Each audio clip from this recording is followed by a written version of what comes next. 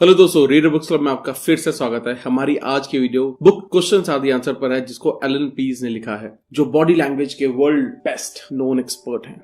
इस किताब को लिखने का पर्पस नेटवर्क मार्केटिंग इंडस्ट्री की कोई एक और दूसरी जल्दी पैसा कमाने की स्कीम नहीं है, बल्कि अमीर बनने का सिस्टम है। ये बुक बहुत सालों की सीख, बदलाव और टेस्टिंग टेक्निक को अप्लाई करने का नतीजा है।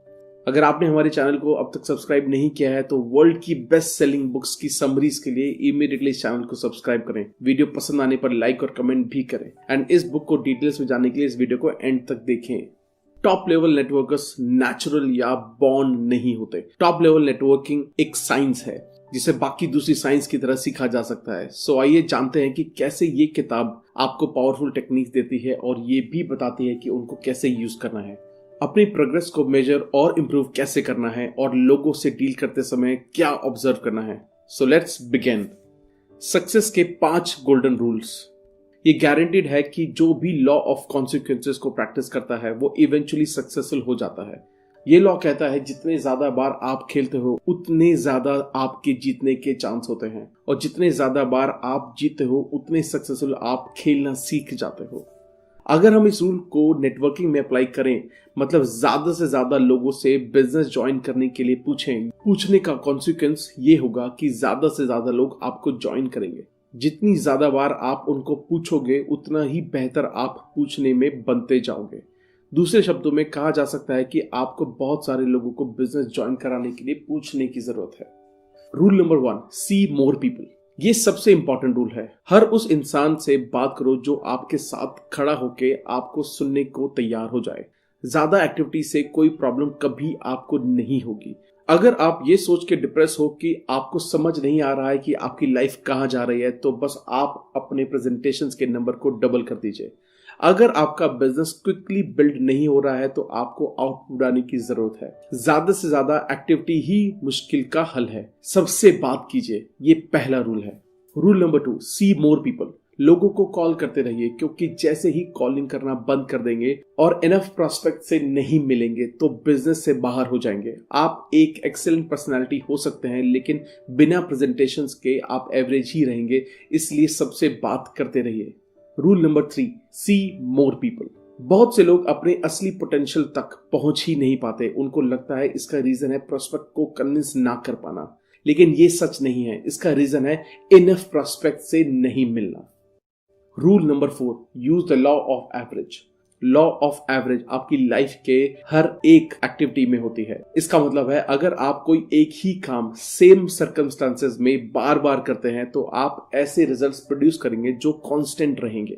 अगर आप किसी स्ट्रीट कॉर्नर पर खड़े होके आते जाते हर किसी को पूछोगे कि क्या आप मेरे साथ बिजनेस ज्वाइन करना चाहेंगे, तो लॉ ऑफ एवरेज आपको रिजल्ट देगा। हो सकता है 100 पे 1 का रेशो होगा जो यस कहेगा, लेकिन लॉ ऑफ एवरेज हमेशा काम करता है। Record your ratios. Average and statistics को रिकॉर्ड करना या ट्रैक करने से आप पॉजिटिव रहते हो और ट्रैक पे रहते हो। जब आप अपने एवरेजेस पर फोकस करते हो तो कोई और चीज आपको परेशान नहीं करती। जब आप लॉ ऑफ एवरेज को एक्सेप्ट कर लेते हो और समझ लेते हो तो कोई और चीज आपके लिए मैटर नहीं करती। अपने कॉल्स, प्रेजेंटेशंस और न्यू मेंबर का स्टैटिस्टिक्स मेंटेन करने से अपने सेट ऑफ एवरेजेस डेवलप कर लेते हो। Rule number 5, improve your averages. Law of averages भी हमेशा काम करता है। रेशो को मेंटेन करने से हमको पता रहता है कि हमको कहां कहां इंप्रूव करना है, और इससे ये भी पता चलता है कि हम कितने सक्सेसफुल हो सकते हैं। ये आपको उन एक्टिविटीज पर फोकस रखता है जिनसे रिजल्ट आता है, ना कि इस पे कि आपके साथ नेक्स्ट स्टेप पे क्या होगा। नेटवर्क मार्केटिंग की टिपिकल एवरेज है 10:6:3:1, जिसका मतलब है 10 प्रोस्पेक्ट से जब आप बात करते हो उनमें से 6 बहुत एक्साइटेड होते हैं और कहते हैं कि वो आपके साथ बिजनेस स्टार्ट करेंगे। इनमें से आधे यानी कि 3 मुश्किल से स्टार्ट करते हैं और इन 3 में से सिर्फ 1 सक्सेसफुल होता है। सो अगर आप 10 लोगों को प्लान दिखाते हैं तो आपको मिल सकता है एक प्रोडक्टिव लॉन्ग टर्म डिस्ट्रीब्यूटर। अब एक बड़ा सवाल ये आता है कि आपको 10 लोगों से बात करने में कितना वक्त लगता है। इस सवाल का जवाब आपकी ग्रोथ रेट भी बता देगा। बहुत सी नेटवर्क मार्केटिंग कंपनीज जो बहुत हाई लेवल की सक्सेस पाने में फेल हो जाती हैं, इसलिए नहीं कि वो प्रोस्पेक्ट को कन्विंस नहीं कर पाते, बल्कि वो ज्यादा प्रोस्पेक्ट से नहीं मिल पाते। अगर आपको इमीडिएटली अपने रिजल्ट्स को डबल करना है तो इसका आंसर है कि अगले साल वाले प्रोस्पेक्ट से भी इसी साल मिल लीजिए। इस बुक का सेकंड सेक्शन है how to get yes, the 4 की टेक्निक्स। जब हम अपने प्रोस्पेक्ट से बात करते हैं तो मोस्टली उनका जवाब नो होता है। वो एक्सपेक्ट करते हैं कि हम उनको कमिटमेंट देने के लिए कन्विंस करेंगे, बट प्रॉब्लम ये है कि आप कुछ भी बोलो, प्रोस्पेक्ट उस पर रिजेक्शन फेस करते ही हैं। इसलिए नहीं कि आपकी बात की वैलिडिटी नहीं है, बल्कि इसलिए कि वो आपने कही है। क्योंकि जब आप कुछ कहते हो वो आपका आइडिया होता है, उनका नहीं। इसलिए प्रोस्पेक्ट को रिजेक्शन करना ठीक लगता है। दूसरे हाथ पर प्रोस्पेक्ट जो भी हमको कहते हैं वो सच होता है, क्योंकि वो उन्होंने बोला है और वो उनका आइडिया होता है, हमारा नहीं। ऐसा करना उनके लिए एक्सेप्टेबल होता है और इस पे वो रिजेक्शन रेज नहीं करते। जब आप किसी प्रोस्पेक्ट को कहते हो आप एक ऐसी लाइफस्टाइल जी सकते हो जो आपको सब कुछ देगा, तो हो सकता है उसका रिस्पॉन्स हो, लेकिन मैं इस करंट सिचुएशन में बहुत सेटिस्फाइड हूं। चांस ये भी हो सकता है कि उनका ये ऑब्जेक्शन सच ना हो। वो ऐसा रिस्पॉन्ड इसलिए करते हैं क्योंकि वो स्टेटमेंट आपने दी है। अगर सेम चीज आपका प्रोस्पेक्ट कहता है तो वो सच होता है। फॉर एग्जाम्पल, अगर आपका प्रोस्पेक्ट कहता है मैं अपनी लाइफस्टाइल इंप्रूव करना चाहता हूं एंड लाइफ चेंज करना चाहता हूं, तब इस पर वो कोई ऑब्जेक्शन नहीं करेगा, क्योंकि लाइफ चेंज करने की बात उसने कही थी, आपने नहीं। ये उसका आइडिया था, आपका नहीं। जब आप 4 की टेक्निक्स यूज करते हो तो आपके प्रोस्पेक्ट आपको बताते हैं कि एक्चुअली उनको क्या चाहिए। लोग इसलिए ऑब्जेक्शन करते हैं क्योंकि प्रोस्पेक्ट अनइंटरेस्टेड नहीं होते, बल्कि प्रेजेंटेशन अनइंटरेस्टेड होती है। ये 4 कीज किसी भी कोल्ड प्रोस्पेक्ट से भी कम टाइम में यस करवाने का कॉम्बिनेशन है। ये है melt the ice, find the hot button, press the hot button and get a commitment. Melt the ice, इस की का पर्पस है अपने प्रोस्पेक्ट को अपने बारे में बता के उनके बारे में जाने, उनके साथ रेपो क्रिएट करना। इस की का प्योर ऑब्जेक्टिव है खुद को सेल करना। अगर सामने वाला इंसान आपको पसंद करता है तो मोस्ट लाइकली आप जो भी ऑफर करोगे वो उसको पसंद करेगा। अगर वो आपको पसंद नहीं करता तो आप पर ट्रस्ट भी नहीं करता, तो उसको प्लान दिखाने का कोई मतलब नहीं है। लोग आपकी जब सुनते हैं जब वो आप पर ट्रस्ट करते हैं। कुछ प्रोस्पेक्ट के साथ ये करने में 3 से 4 मिनट लगते हैं और कुछ के साथ 30 से 40 मिनट भी लग जाते हैं।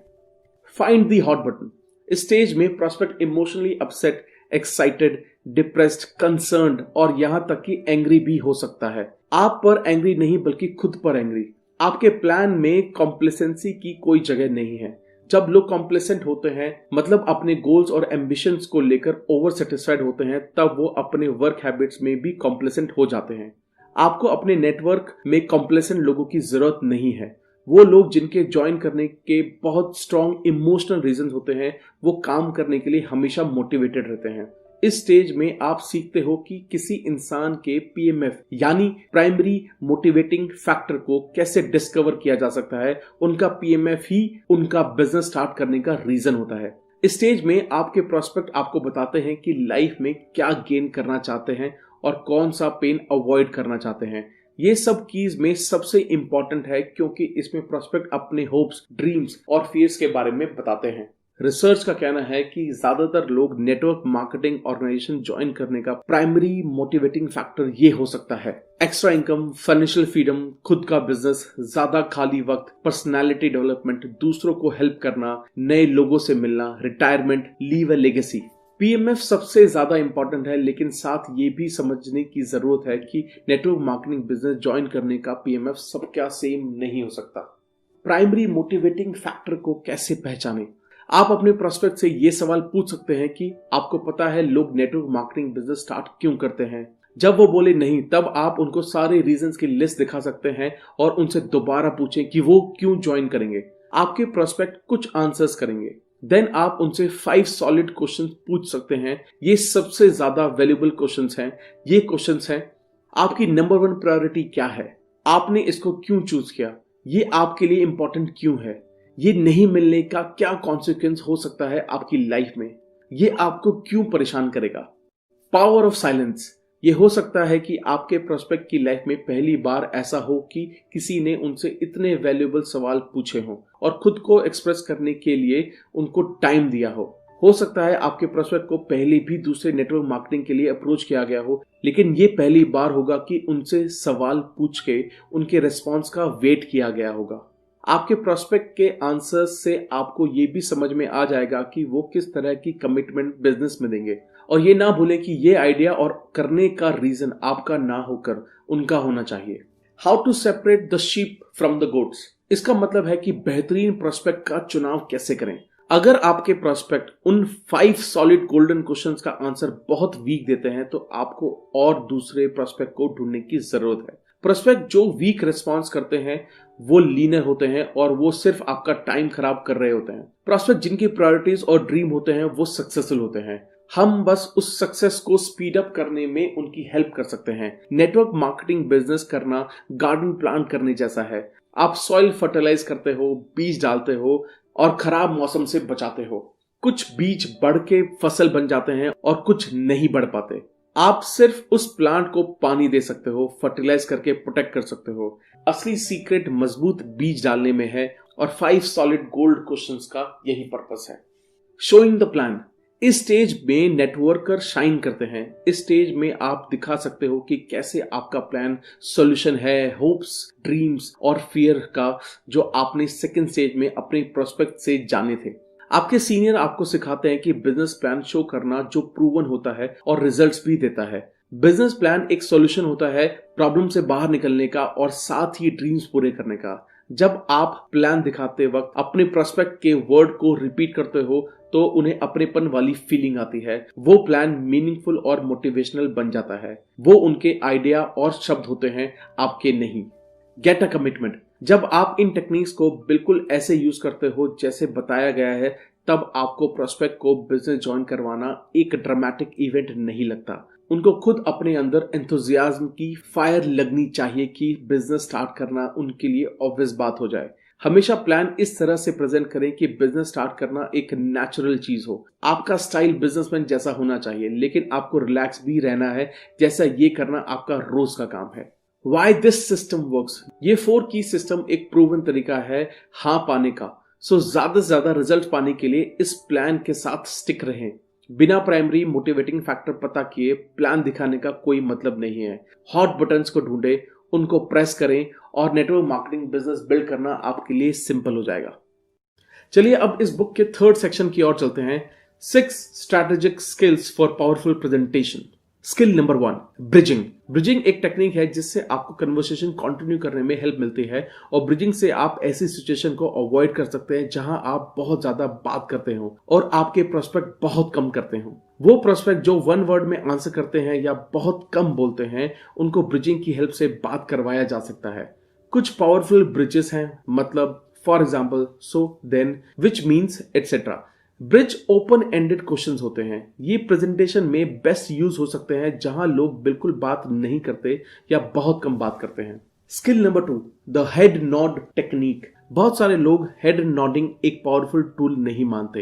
हेड नॉड करना एक गेस्चर है जिसे बहुत सारी कंट्रीज में एक एग्रीमेंट के रूप में माना जाता है। इस गेस्चर का ओरिजिन था पूरी बॉडी को झुकाने, जिसका मतलब है अगर मैं आपके सामने झुक रहा हूं तो मतलब मैं आपकी बातों के साथ एग्री करता हूं। सो हेड नॉड करना इसका ही एक छोटा मूवमेंट है। अगर आप पॉजिटिव फील करोगे तो आप हेड नॉड करना स्टार्ट कर दोगे, और अगर आप हेड नॉड करोगे तो आप पॉजिटिव फील करना भी स्टार्ट कर दोगे।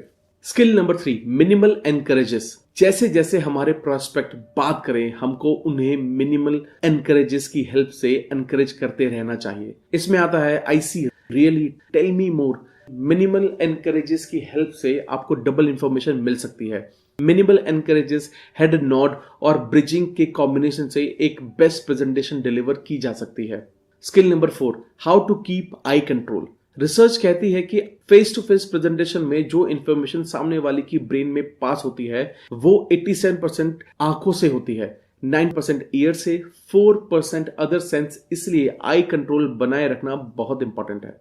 Skill number 5, mirroring. जब 2 लोग मेंटली एक दूसरे के साथ सिंक में हो जाते हैं तब उनकी बॉडीज भी सिमिलर पोस्चर और सेम गेस्चर यूज करते हैं। सेम गेस्चर यूज करते हुए फिजिकल सिंक में होती है। इस बिहेवियर का पर्पस है पार्टिसिपेंट के बीच रेपो क्रिएट करना और कॉन्फ्लिक्ट अवॉइड करना। मिररिंग से सामने वाले इंसान को बहुत हल्का महसूस होता है। ये एक बहुत ही पावरफुल रेपो बिल्डिंग टूल है। Creating good vibes. जब आप किसी नए इंसान से मिलते हो, उनके sitting position, body angle, gesture, expressions और टोन ऑफ वॉइस को कॉपी यानी मिरर करना चाहिए। जल्दी ही उनको ये लगने लगता है कि आप उनको पसंद करते हैं। वो आपको ऐसा इंसान समझते हैं जिसके साथ आसानी से रहा जा सकता है। ऐसा इसलिए होता है कि वो अपने आप की झलक आपके अंदर देखते हैं। Section number 4, 6 ट्रेमेंडस techniques for making positive impressions. हमको फर्स्ट इंप्रेशन बनाने का सेकंड चांस कभी नहीं मिलता। दूसरे लोग आपके बारे में 90% अपना ओपिनियन 4 मिनट से भी कम में बना लेते हैं और आपके बारे में कम से कम 25 जजमेंट भी बना लेते हैं, जैसे कि आपकी age, income, education, authority, friendliness, trustworthiness. यहाँ 4 ऐसे एरियाज हैं जिस पर आपका कंट्रोल है, जैसे कि हैंडशेक्स, स्माइल, ड्रेस और personal space. Technique 1, palm power. 3 तरह के पाम गेस्चर होते हैं, palm up, palm down, palm close finger pointed position. Palm up डराने वाला गेस्चर नहीं होता। ये गेस्चर तब से इस्तेमाल हो रहा है जब लोग केव्स में रहते थे और केव्स मैन इसको यूज करते थे, जिसका मतलब था उनके हाथ में कोई वेपन नहीं है। पाम डाउन एक डोमिनेंट गेस्चर है। ये जिस इंसान की तरह इस्तेमाल होता है, उनको लगता है उनको कोई ऑर्डर दिया जा रहा है और बहुत लोगों को ये खराब लगता है। प्रेजेंटेशन के दौरान अगर आप continuous palm down gesture use करते हो तो मोस्ट लाइकली आपको रिजेक्शन झेलना पड़ेगा। Point C, palm closed finger pointed position सबसे ज्यादा इरिटेटिंग पोजीशन है। स्पीकर जो भी पोजीशन बी और पोजीशन सी यूज करते हैं उनको एग्रेसिव, फोर्सफुल और एरोगेंट माना जाता है। Technique 2, the handshakes. जब आप किसी नए इंसान से हाथ मिलाते हैं तो 3 तरह के बेसिक एटीट्यूड ट्रांसफर होते हैं। वो है डोमिनेंस, ये इंसान मुझे डोमिनेट करने की कोशिश कर रहा है, मुझे ध्यान रखना पड़ेगा। सबमिशन, मैं इस इंसान को डोमिनेट कर सकता हूं, ये वो करेगा जो मैं चाहता हूं। इक्वालिटी, मुझे ये इंसान पसंद है, हमारी अच्छी जम सकती है। Technique 3, left hand holding. ये स्ट्रैटेजी बहुत ऑब्वियस लगती है लेकिन बहुत कम लोग इसका ध्यान रखते हैं। नए लोगों के साथ डबल हैंडर होने से बचें। Technique 4, smile power. स्माइल एक नॉन थ्रेटनिंग गेस्चर है। ये मंकीज और चिंपैंजी भी यूज करते हैं।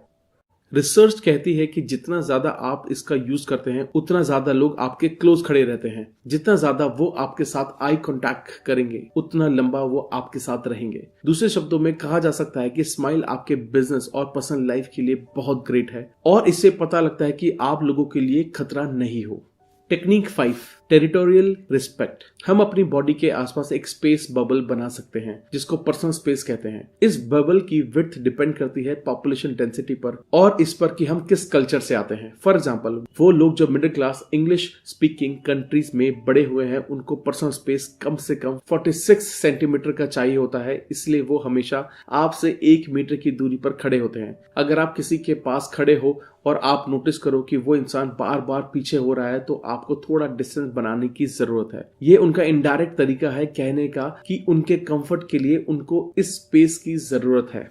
Technique 6, dress for success. Clothing आपकी बॉडी को 90% कवर करती है और बहुत पावरफुली इफेक्ट करती है दूसरे लोगों के परसेप्शंस को जो उन्होंने आपके लिए बनाए हैं, चाहे वो ट्रस्टवर्दीनेस हो, रिलायबिलिटी हो, सोशल सक्सेस हो या बिजनेस स्टैंडिंग हो। एक एप्रोप्रिएट बिजनेस ड्रेस कैसी होनी चाहिए, इसका जवाब इसमें छुपा है कि आपके प्रोस्पेक्ट आपको कैसा ड्रेसअप हुआ एक्सपेक्ट करता है। आपको credible, likeable, authoritative, knowledgeable, successful और अप्रोचेबल लगने के लिए उनके ओपिनियन में आपको कैसे ड्रेस्ड होना चाहिए, आपने कैसा शर्ट, टाई, शू, वॉच, हेयर स्टाइल पहना होगा, उनके हिसाब से, आपके हिसाब से नहीं। अपने प्रोस्पेक्ट के हिसाब से ड्रेसिंग करने से उनको कंफर्टेबल फील होता है, बट हो सकता है वो आपको फॉलो ना करना चाहे। याद रखें, आपके प्रोस्पेक्ट का ओपिनियन यहाँ बहुत इंपॉर्टेंट है कि हमें उनके हिसाब से तैयार होना चाहिए। चलिए अब सेक्शन नंबर 5 की तरफ चलते हैं, body language, how to read the science. Original body language, research और हजारों दूसरी स्टडीज का कहना है कि फेस टू फेस प्रेजेंटेशन में मैसेज का इम्पैक्ट आपके लिसनर्स पर कुछ ऐसा होता है। Words 7 to 10% of total impact, vocal 20 से 30% of total impact, body language 60 से 80% ऑफ टोटल इम्पैक्ट। इससे पता चलता है कि जिस तरह आप दिखते हो, आपके गेस्चर, स्माइल, इन सब का बहुत इम्पैक्ट होता है उस एटीट्यूड पर जो दूसरे लोग आपको शो करते हैं। जिस तरह आप अपनी बात कहते हो, आप क्या बोल रहे हो, इससे बहुत ज्यादा इंपॉर्टेंट है कि आप अपनी बात कैसे कह रहे हो। The 3 rules of clusters. Rule number 1, reading clusters. Body language में भी वर्ड्स, सेंटेंसेस, फ्रेजेस और पंक्चुएशंस होती हैं। हर एक गेस्चर एक सिंगल वर्ड की तरह है जिसके कई अलग मतलब हो सकते हैं। किसी एक गेस्चर का सिर्फ एक मीनिंग नहीं हो सकता। फॉर एग्जाम्पल, सिर खुजाने का कई मतलब हो सकते हैं, जैसे स्वेटिंग, अनसर्टेनिटी, फॉरगेटफुलनेस या lying. Rule number 2, consider the context. Gesture को उन कंटेक्स्ट में समझना चाहिए जिनमें वो हुए हैं। फॉर एग्जाम्पल, आर्म्स और लेग्स क्लोज रखने को डिफेंसिव कल्चर समझा जाता है, लेकिन ये वो इंसान भी कर सकता है जिसको ठंड लग रही हो। Rule number 3, acknowledge cultural differences. एक गेस्चर जिसका मतलब एक कंट्री में कुछ है, उसका मतलब दूसरी कंट्रीज में बिल्कुल अलग हो सकता है। फॉर एग्जाम्पल, रिंग गेस्चर का मतलब ज्यादातर वेस्टर्न कंट्रीज में होता है ओके और गुड, लेकिन फ्रांस में इसका मतलब होता है जीरो और नथिंग भी होता है। जापान में इसका मतलब पैसा होता है और कुछ कंट्रीज में इस गेस्चर का मतलब सेक्सुअल इंसल्ट भी होता है। An instant guide to body language. Arm crossing. Body के आगे आर्म क्रॉस करना एक डिटैच्ड क्लोज एटीट्यूड समझा जाता है। ये एक इनबॉर्न गेस्चर होता है और 70% लेफ्ट आर्म क्रॉस करते हैं over right arm. Opposite crossing याद रखना ऑलमोस्ट इम्पॉसिबल है। इसका पर्पस हर्ट और लंग को अटैक से प्रोटेक्ट करना होता है। रिसर्च का भी कहना है कि जो ऑडियंस इस गेस्चर के साथ स्पीच सुनते हैं वो 38% से भी कम याद रख पाते हैं। Hand to face touching. सब रिसर्चर जिन्होंने हैंड टू फेस टचिंग पे इन्वेस्टिगेट किया है, उनका कहना है कि ये एक नेगेटिव इमोशन से रिलेटेड है। वेस्टर्न कंट्रीज और बहुत से यूरोपियन कंट्रीज के लोग अपने फेस को टच करने लगते हैं जब वो झूठ बोल रहे होते हैं। एशियन लोगों के साथ ऐसा नहीं है। वो रिलीजियस रीजन की वजह से हेड टचिंग अवॉइड करते हैं, लेकिन झूठ बोलते टाइम उनके फुट मूवमेंट बढ़ जाती है। अपनी प्रेजेंटेशन के दौरान हैंड टू फेस गेस्चर बिल्कुल अवॉइड करना चाहिए, वरना आपकी ऑडियंस आप पर ट्रस्ट नहीं कर पाएगी। Positive body signals. The head tilt. हम अपना सर तब हिलाते हैं जब हम सामने वाले की बात में इंटरेस्टेड होते हैं। अगर आपका प्रोस्पेक्ट हेड टिल्ट कर रहा है तो प्रेजेंटेशन कंटिन्यू रखें। अगर उसका सर एक ही जगह स्ट्रेट है या झुका हुआ है तो आपको कुछ टॉपिक चेंज करने की जरूरत है। Sucking glasses. ये गेस्चर यूजुअली तब होता है जब इंसान किसी डिसीजन पर पहुंचने की कोशिश कर रहा होता है। ये ग्लासेस, पेन या पेंसिल किसी से भी किया जा सकता है। Negative body signals. Both hand behind head. ये गेस्चर ज्यादातर मेन यूज करते हैं और इसका मतलब समझा जाता है कि मुझे इन सब बारे में सब पता है, मुझे अपने सारे जवाब मिल गए हैं। ये या तो कॉपरेशन का गेस्चर हो सकता है या कंप्लीटली डिबेट का। डिपेंड करता है कि गेस्चर किस कंटेक्स्ट में यूज हुआ है। Critical evaluation. ये गेस्चर लिसनर की क्रिटिकल थॉट के बारे में बताता है। इसमें इंडेक्स फिंगर को पॉइंट करते हैं चीक की तरफ, थंब सपोर्ट करता है चिन को और मिडिल फिंगर माउथ पे या माउथ के साइड में होती है। Slow hand rubbing. हैंड रब की स्पीड बताते हैं कि पर्सन के इंटेंशन क्या है। फास्ट हैंड रबिंग करने वाला इंसान एक्साइटेड हो सकता है अबाउट द प्लान और आउटकम। स्लो हैंड रबिंग तब इस्तेमाल होती है जब इंसान अपने पर्सनल बेनिफिट्स के बारे में सोच रहा होता है या जो ये सोच कर कि वो डिस्कशन से कितना पैसा कमा सकता है। इस किताब से सिस्टम के ट्रेजर को अनलॉक करने की कीज मिलती हैं जिनसे सक्सेस की स्पीड को बढ़ाया जा सकता है। इस बुक में कही गई हर बात प्रूवन है और टेस्टेड है, जो इमीडिएट रिजल्ट्स देती है। सब कुछ काम करेगा अगर आप काम करोगे। सो set your goal and go for it. Thank you. जल्दी मिलेंगे एक नई वीडियो के साथ। दोस्तों, अगर ये वीडियो आपको अच्छी लगे तो इमीडिएटली इस वीडियो को लाइक करें और कमेंट बॉक्स में अपने व्यूज लिखें। आपने इस चैनल को अब तक सब्सक्राइब नहीं किया है तो इमीडिएटली सब्सक्राइब करें और अगर पॉसिबल है तो ज्यादा से ज्यादा लोगों के साथ इस बुक को शेयर करें ताकि वो इस इंडस्ट्री में एक्सपर्ट बन सके। Thank you. जल्दी मिलेंगे एक नई वीडियो के साथ।